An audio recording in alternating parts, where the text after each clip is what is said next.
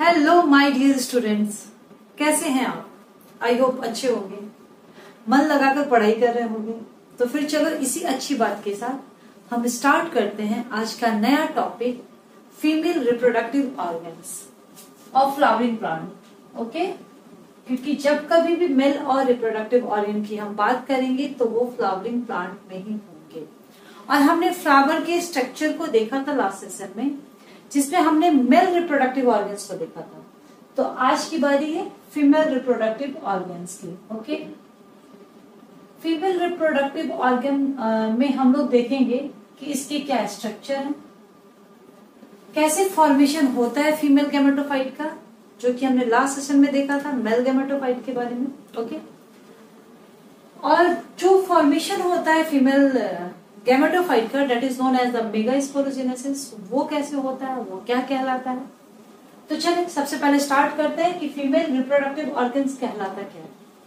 तो female reproductive organs जो flower में होते हैं, that is known as the carpel. Okay, last session में हमने देखा था मेल रिप्रोडक्टिव ऑर्गन के बारे में, जो कहलाता था हमारा क्या, स्टेमन, और स्टेमन के पार्ट थे एंथर एंड स्टिग्मा। तो अभी क्या हम पढ़ रहे हैं, फीमेल रिप्रोडक्टिव ऑर्गन के बारे में। मैंने एक फ्लावर का स्ट्रक्चर भी बताया था लास्ट सेशन में, देखो यदि जिसने मेरा पिछला सेशन नहीं लगाया। ओके, आज हम कार्पेल के बारे में पढ़ेंगे। उस फ्लावर के स्ट्रक्चर में मैंने बताया था कि कार्पेल कैसा होता है, फिर अभी भी हम लोग चर्चा करेंगे उसकी। मैं एक्सप्लेन करूंगी कार्पेल के बारे में, उसके सारे स्ट्रक्चर्स के बारे में, उसके कौन कौन से पार्ट्स होते हैं। Okay, then I will come to the point megasporogenesis. Okay, so now see carpel. Carpel क्या है बेटा, फीमेल रिप्रोडक्टिव ऑर्गन है। कार्पेल को हम लोग और क्या बोल सकते हैं, जाइनोसियम्स भी बोल सकते हैं। If there is the collection of the carpel, एक भी हो सकता है और बहुत ज्यादा भी हो सकते हैं। ठीक है, अब एक बात बताओ, यदि ऐसा तो नहीं है कि किसी भी फ्लावर में एक ही कार्पेल होंगे, एक ही फीमेल रिप्रोडक्टिव ऑर्गन्स होंगे। कभी कभी sometimes you will see that there are the number of the carpels okay in flower. तो in that case you can see that it is multi carpellary, मतलब बहुत सारे कार्पेल यदि एक ही फ्लावर में होंगे, मेनी कार्पेल्स, बहुत सारे कार्पेल एक ही फ्लावर में होंगे, तब हम क्या बोलेंगे, multi carpellary. Okay, clear. Carpel क्या है, फीमेल रिप्रोडक्टिव ऑर्गन। किसी किसी फ्लावर में बहुत सारे कार्पेल पाए जाएंगे, more than one, then it will be called multi carpellary. Okay, यदि कार्पेल सिंगल होगा, एक ही कार्पेल पाया जाएगा एक फ्लावर में, then it will call the monocarpellary. Okay, clear, monocarpellary, clear. अब देखो, यदि कार्पेल एक या एक से ज्यादा है, ओके, तो एक है तब तो फिर ज्वाइंट होने का क्वेश्चन ही नहीं राइज होता है। But if carpel present, if many carpel present, तो हो सकता है कि वो कार्पेल क्या हो, एक दूसरे से ज्वाइंट हो, या हो सकता है वो कार्पेल फ्री हो। तो यदि कार्पेल्स ज्वाइंट रहेंगे एक दूसरे से, if carpels are joint to each other, then it will be called syncarpous. तब ये क्या कहलाएगा, syncarpous. But if carpels will be free, यदि वे ज्वाइंट नहीं होंगे, फ्री रहेंगे, then it will call apocarpous. If carpels are not attached to each other, एक दूसरे से अटैच्ड नहीं है, कार्पल्स क्या है, फ्री है, then it will be called apocarpous. उसको हम लोग बोलेंगे एपोकार्पस। इतनी बात समझ में आई। फीमेल रिप्रोडक्टिव ऑर्गन किसी भी फ्लावर का क्या कहलाता है, कार्पेल कहलाता है, पिस्टिल कहलाता है, जाइनोसियम्स भी हम लोग बोल सकते हैं। ओके, अभी ये जो कार्पेल्स होते हैं, किसी फ्लावर में एक भी हो सकता है और किसी फ्लावर में बहुत सारे भी हो सकते हैं। एक फ्लावर है तो that is known as the mono, mono means एक, single, monocarpellary. And if there are the many carpels present in the flower, then it will be called multi carpellary. बहुत ज्यादा यदि एक से ज्यादा कार्पेल है तो then it will be called the multi carpellary. अब एक से ज्यादा कार्पेल्स हैं, there are the number of the carpels present in single flower, और वो carpels if they are joint with each other, then it will be called the syncarpous. यदि एक दूसरे से ज्वाइंट है तो सिनकार्पस, और यदि वो फ्री है कार्पस तो then it is called the apocarpous. I hope इतनी बातें क्लियर हो गई होगी। Okay, now we will see the structure of the carpel, कि इसके स्ट्रक्चर कैसे होते हैं, and we will see about the parts of the carpel, कौन कौन से पार्ट्स होते हैं इसमें। ओके, यदि हम एक कार्पल की स्ट्रक्चर्स देखें, मतलब फीमेल रिप्रोडक्टिव ऑर्गन्स को फ्लावर में देखें, तो देन यू विल सी कि कुछ इस तरह का फ्लावर का स्ट्रक्चर्स होता है, फीमेल रिप्रोडक्टिव पार्ट्स होते हैं इस तरह से। इसका जो ऊपर का पार्ट होता है, ओके, ये जो पार्ट होता है this is called the stigma. Okay, इस ऊपर वाले पार्ट को स्टिग्मा बोलते हैं, जहां आकर पॉलन ग्रेन स्टिक होता है, यहीं पर आता है pollen grain. Okay, for pollination के बाद फर्टिलाइजेशन के लिए। दिस पार्ट इज जो ट्यूब लाइक स्ट्रक्चर है, that is known as the style, and this bulging structure is known as the ovary. Clear? इस ओवरी के अंदर ही, मैं थोड़ा और इसको क्लियर बनाती हूं, इसको मैं रब करती हूं हेडिंग को। Okay, now it is clear what you are studying, what's your topic is going on. So this is the stigma, ये ट्यूब लाइक स्ट्रक्चर है, and this is the bulging part which is known as the ovary. Okay, stigma, style and ovary. Clear? This is the part of the carpel. ये carpel के तीनों part है, stigma, style and ovary. Clear? अब देखो, इस ovary के अंदर ही एक स्ट्रक्चर पाए जाएंगे, this is the ovarian cavity. Okay, और इस ओवेरियन कैविटी के अंदर, inside the ovarian cavity there is the structure which is known as the ovule. Okay, इस ओव्यूल जो होता है वह किससे, ओवरी के वॉल से कैसे अटैच होता है, it will attach through the placenta. अब ना क्लास 11th में तुम लोग पढ़ चुके होंगे, there are the different types of the placenta, जो प्लेसिनेशंस के बारे में हम लोग पढ़े थे। प्लेसेंटा, ओके, प्लेसेंटा और ओव्यूल के बीच का जो स्ट्रक्चर होगा that is known as the funicle. यहां प्लेसेंटा है, और प्लेसेंटा और फ्यूनिकल्स को अटैच करने वाला स्ट्रक्चर कहलाएगा फ्यूनिकल्स, और फ्यूनिकल्स और ओव्यूल को अटैच करने वाला स्ट्रक्चर कहलाएगा हाइलम। क्लियर? क्लियर? ओवरी के वॉल से अटैच्ड क्या होता है, प्लेसेंटा। प्लेसेंटा से ओव्यूल अटैच्ड रहता है, which is stalk like structure, and this is known as the funicles, and funicles और ओव्यूल को अटैच करने वाला structure known as the hilum. Okay, ये कितना क्लियर?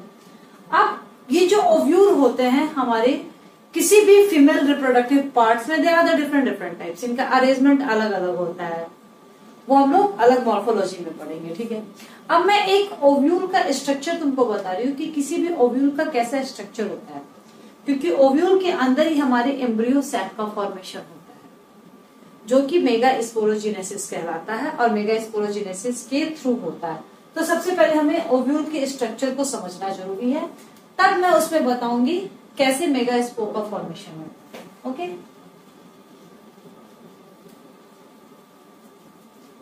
क्लियर इतना?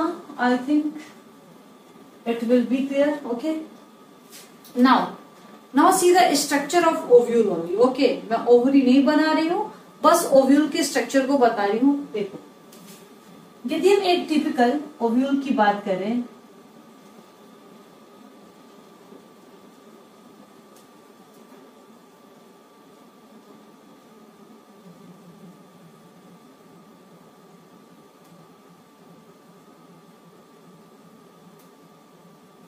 तो ये तुम्हारा ओव्यूल का स्ट्रक्चर है। ठीक है, इस ओव्यूल के स्ट्रक्चर में क्या होता है, this is known as the outer integument, कि दो लेयर, दो कवरिंग जो होते हैं, जो इसको प्रोटेक्ट करते हैं तुम्हारे एम्ब्रियो सैक को। ये सारा स्ट्रक्चर किसका है, ओव्यूल का। This is the structure of ovule. Ovule के अंदर कैसे कैसे डेवलपमेंट होता है हमारे एम्ब्रियो सैक का, कैसे फॉर्मेशन होता है, और कौन कौन से स्ट्रक्चर होते हैं, उसके बारे में मैं एक्सप्लेन कर रही हूँ। ओके, तो this is the outermost layer, and this is known as the, because it is outermost, that's why we call the outer integument. Okay, ये बाहर का स्ट्रक्चर है, इसलिए हम इसे बोल सकते हैं outer integument. Okay, inner integument because it is present the inner side of the wall, that's why it is called the inner integument। Clear? बाहर वाला है आउटर, अंदर वाला है तो इनर। क्लियर है? नाम से क्लियर है। अब यदि इसके अंदर इसकी बात करें, जो खाली स्पेसेस जो होते हैं ये क्या कहलाता है? हमारा न्यूसेलस। और एक बात देखो बच्चों, न्यूसेलस का जो हमारा क्रोमोसोमल स्ट्रक्चर्स होता है ये डिप्लॉयड होता है, 2n होता है। और this is called the embryo sac. और तुम्हारा एम्ब्रियो सैक जो होता है वह हैप्लॉयड होता है। एम्ब्रियो सैक का फॉर्मेशन कैसे होता है? एम्ब्रियो सैक का फॉर्मेशन होता है मेगास्पोर से। एम्ब्रियो सैक कैसे बनेगा? मेगास्पोर से बनेगा। मेगास्पोर कैसे बनेगा? मेगास्पोर मदर सेल से बनेगा। And the formation of megaspore from megaspore mother cell is known as the megasporogenesis, जिसके बारे में हम अभी पढ़ेंगे। ओके, तो आई होप कि अभी तक तुम्हें फीमेल रिप्रोडक्टिव ऑर्गन्स जो कार्पेल का स्ट्रक्चर है वो समझ में आ गया होगा, और उसके बाद ये ओव्यूल का स्ट्रक्चर समझ में आ गया होगा। ओके, ये है पूरा एक ओव्यूल का स्ट्रक्चर। और मेरी एक बात सुनो, ये जो ऊपर का ओपनिंग रहता है that is known as the micropylar and.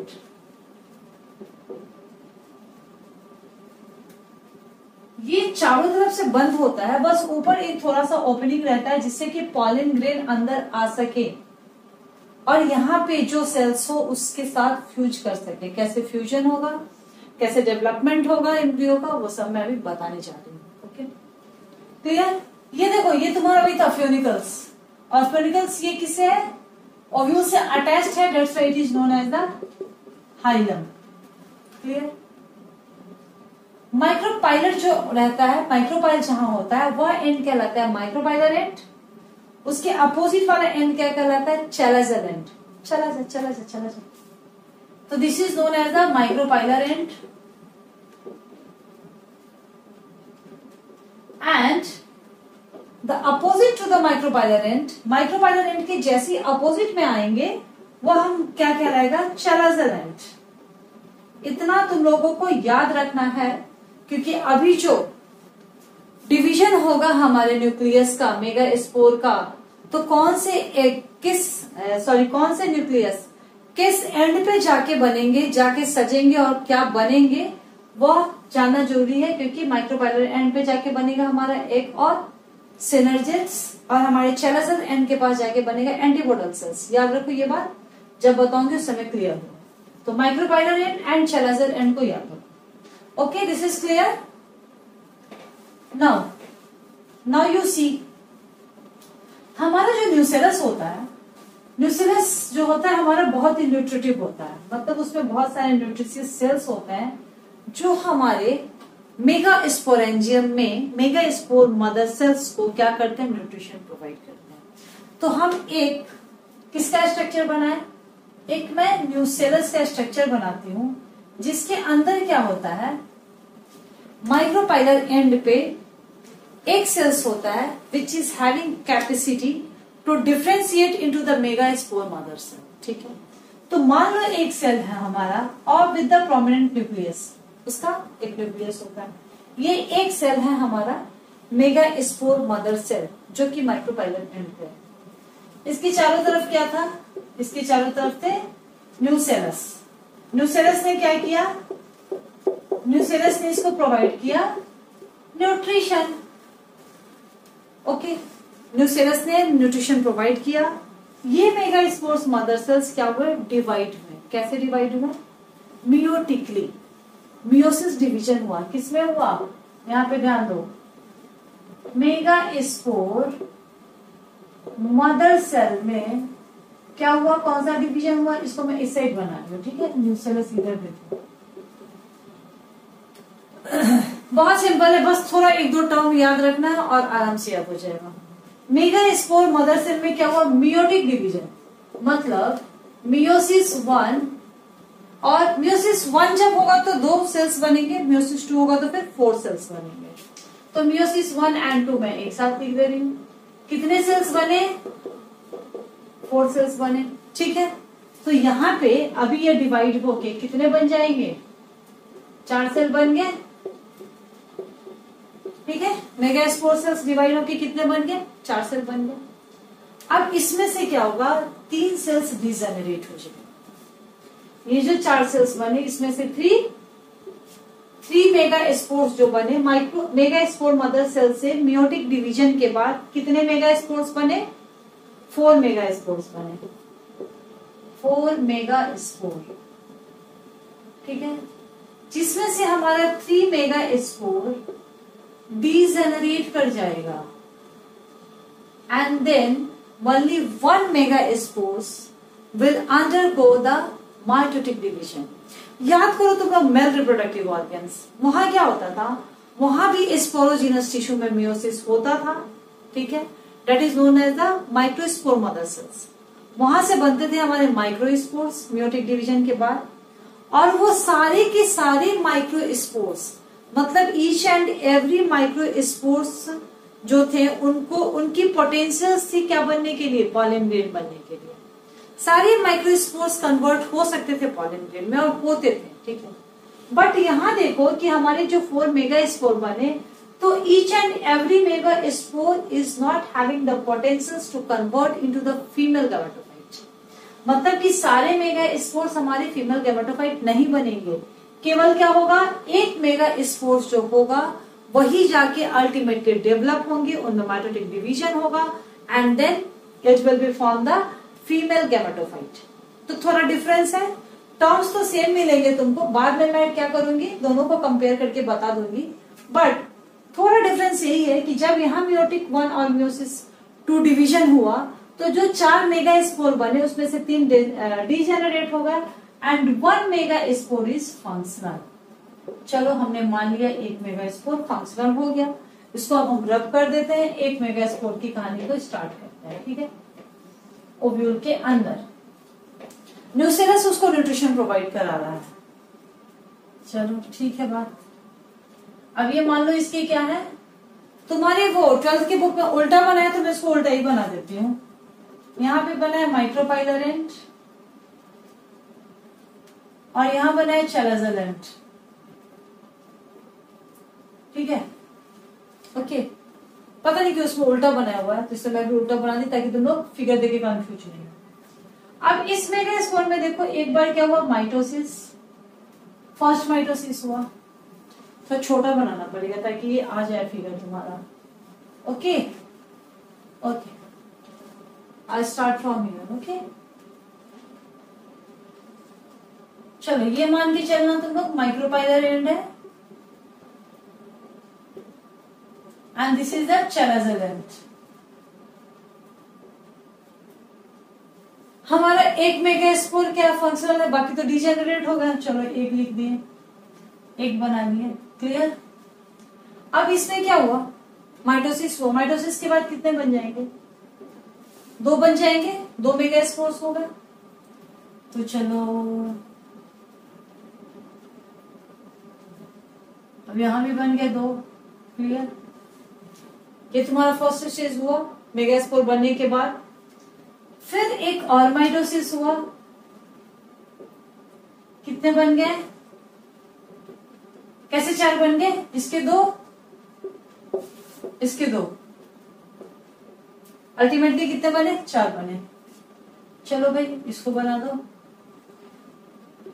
1 2 3 4, clear. Third mitosis is important and final, बस तीसरी बारी माइटोसिस होगा। फिर वैसे ही कर लो, सबके 2 कर लो, ठीक है, सबके 2 बना दो और अल्टीमेटली कितने बन जाएंगे? 1 2 3 4 5 6 7 8, मतलब 8 मेगास्पोर्स बन गए, फंक्शनल हो गए। और यही मेगास्पोर्स क्या होंगे? It will arrange on the different positions, अलग अलग पोजिशंस पे क्या हो जाएंगे? अरेंज हो जाएंगे, उसमें अलग अलग फॉर्मेशन हो जाएगा। अभी देखो कैसे हुआ फॉर्मेशन, यहाँ तो 4 बन गए थे, 1 2 3 4, अब तुम्हारा जो थर्ड माइटोसिस के बाद यहाँ भी माइटोसिस हुआ, इसका मतलब काउंट करो। जब हम फीमेल गैमेट्स के फॉर्मेशन की बात करते हैं तो मेगास्पोर मदर सेल में पहले मेयोटिक डिवीजन होता है, वहां से 4 मेगास्पोर बनते हैं, ठीक है, 3 डीजनरेट हो जाता है, 1 फंक्शनल होता है, उसमें 3 बार माइटोसिस होता है और 8 न्यूक्लियस बनता है, ठीक है। 8 न्यूक्लियस बने हमारे। अभी बेटा यहाँ पे ध्यान से देखना पूरा, यहाँ समझने की जरूरत है, ओके। ये जो 8 न्यूक्लियस बने तुम्हारे आफ्टर थर्ड माइटोसिस, अब माइटोसिस तुम्हारा कंप्लीट हो गया यहाँ पे, इसके बाद माइटोसिस नहीं होगा। मैंने क्या बताया था, ये चेराजल एंड है, और यहाँ क्या बताया था, माइक्रोपाइलर एंड है। क्लियर? Any doubt? चलिए, अब ये जो तुम्हारे 8 न्यूक्लियस हैं उनकी चारों तरफ सेल वॉल का फॉर्मेशन होना स्टार्ट हो जाएगा, ओके। बट उसके पहले क्या करेंगे, ये 3 न्यूक्लियस यहां आके अरेंज हो जाएंगे, 3 न्यूक्लियस यहां आके अरेंज हो जाएंगे, ठीक है, और 2 न्यूक्लियस सेंटर में आ जाएंगे। तो जो सेल वॉल का फॉर्मेशन होगा, तो एक यहां हुआ, एक यहां हुआ, एक यहां हुआ, मतलब 3 सेल वॉल का फॉर्मेशन हुआ तीनों न्यूक्लियस के चारों तरफ, ठीक है।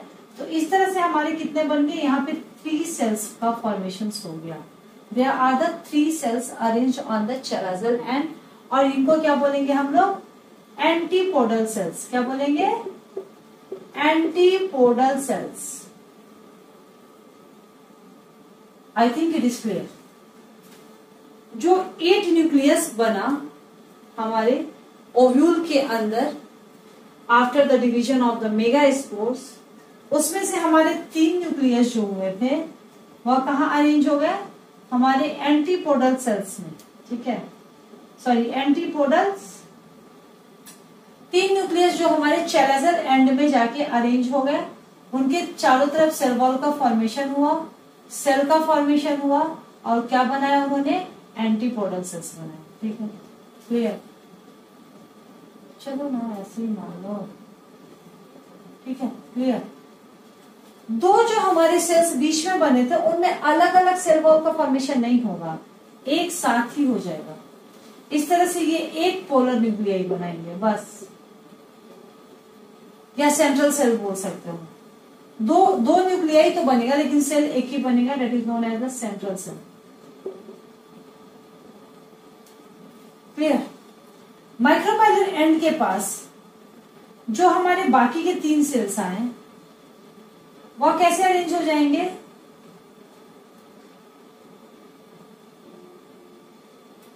ऐसे, ओके। ये कहलाएंगे सिनर्जिड्स। एक सेकेंड मुझे देखने दो कि नीचे दिखाई दे रहा है कि नहीं। चलो, it is clear, it is clear. तो ये 2 सेल्स जो होंगे that is known as the synergids, और ये ऊपर का जो एक सेल बनेगा यही तुम्हारा मेन सेल होगा, that is known as the egg cell. इसी के साथ क्या होगा, होगा फ्यूजन, ओके।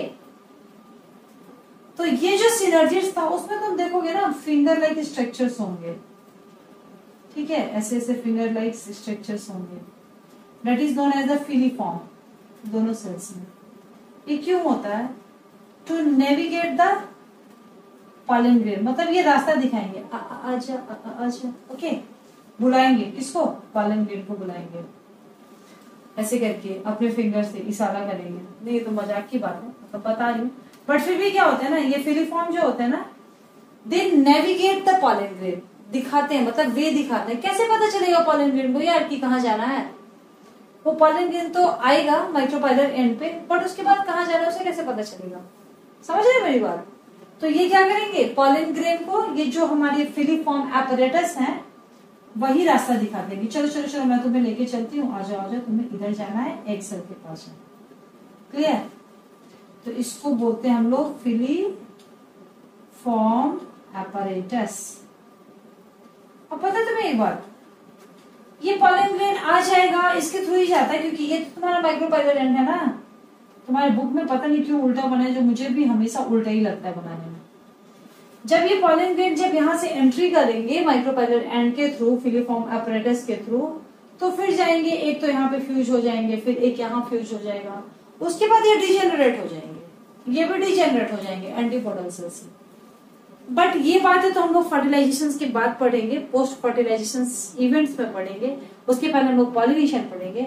समझने वाली बात यहाँ ये है कि तुम याद करो कि जो हमने मेल गैमेटोफाइट की बात की थी पॉलन ग्रेन की, याद करो, यहाँ पे 2 मेल गैमेटोफाइट बने थे, यहाँ एक जनरेटिव सेल था, तो 2 मेल गैमेटोफाइट जब बना था तो दोनों जब मेल गैमेट्स आएंगे तो उनको फ्यूजन के लिए दोनों को तो चाहिए ना कोई।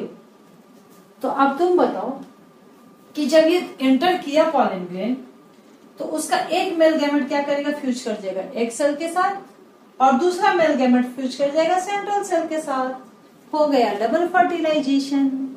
क्लियर? तो इसलिए मैंने बार बार इस बात पे ध्यान दिलाया था जब मैं तुम्हें मेल रिप्रोडक्टिव ऑर्गन्स बता रही थी पॉलन ग्रेन का, जब तुम्हें माइटोटिक डिवीजन बता रही थी तो बता रही थी ध्यान देना यहाँ पे 2 मेल गैमेट्स बनते हैं, तो ये दोनों मेल गैमेट ही एंटर करेंगे तुम्हारे ओव्यूल्स में, एक के साथ जो फ्यूज करेगा वो जाइगोट बनाएगा। Okay clear? और दूसरा जो तुम्हारे सेंट्रल सेल के साथ फ्यूज करेगा वह एंडोस्पर्म का फॉर्मेशन करेगा। ये सब हम लोग पढ़ेंगे पोस्ट फर्टिलाइजेशन इवेंट्स में। बट यहाँ पे देखो क्या होता है, अब तुम देखो 1 cell 2 cell 3 cell 4 cell 5 cell 6 cell और 7 सेल, तो ये क्या हो गया, कितने सेल हो गए इसमें, 7 सेल, और न्यूक्लियट कितने हुए, न्यूक्लियस 1 2 3 4 5 6 7 8, मतलब 7 सेल 8 न्यूक्लियट स्ट्रक्चर कहलाएगा तुम्हारा ये ओव्यूल्स। Okay clear? इसमें कितने हुए, 7 सेल्स हुए और 8 न्यूक्लियस हुए। Okay clear? अब मैं एक बार कंपेयर करके, तुम्हें कुछ नहीं है, अब मैं इसको समराइज करती हूँ। समराइज करने में मैं तुम्हें बताती हूँ कंपेयर करके कि कैसे हमारे फीमेल वाले करते थे और कैसे हमारे मेल, मतलब कि कैसे हमारे फीमेल गैमेटोफाइट का फॉर्मेशन होता है, and how it is possible to the formation of male gametophyte. Okay okay, so now we will see about the formation of the female gametophyte and the male gametophyte.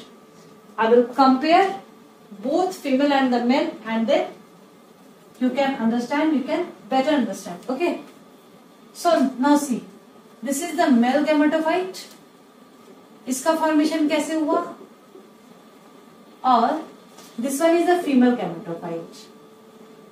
Clear? तो इसका कैसे होगा formation, understood? Getting my point? Now see, male gametophyte में सबसे पहले क्या होता था, स्पोरोजीनस टिश्यू। क्लियर? याद करो, फ्लैशबैक में जाओ। स्पोरोजीनस टिश्यू कहाँ होता था, एंथर में। एंथर में क्या होता था, माइक्रोस्पोरेंजियम। माइक्रोस्पोरेंजियम में क्या होता था, स्पोरोजीनस टिश्यू, जो कि डेवलप होता था किसमें, माइक्रोस्पोर मदर सेल में। माइक्रोस्पोर मदर सेल में, और माइक्रोस्पोर मदर सेल में क्या होता था, मियोसिस 1 and 2। सेम हम लोग यहां पढ़ेंगे फीमेल गैमेटोफाइट में क्या था, म्यूसेलस। म्यूसेलस के अंदर एक क्या था तुम्हारा, मेगास्पोर मदर सेल।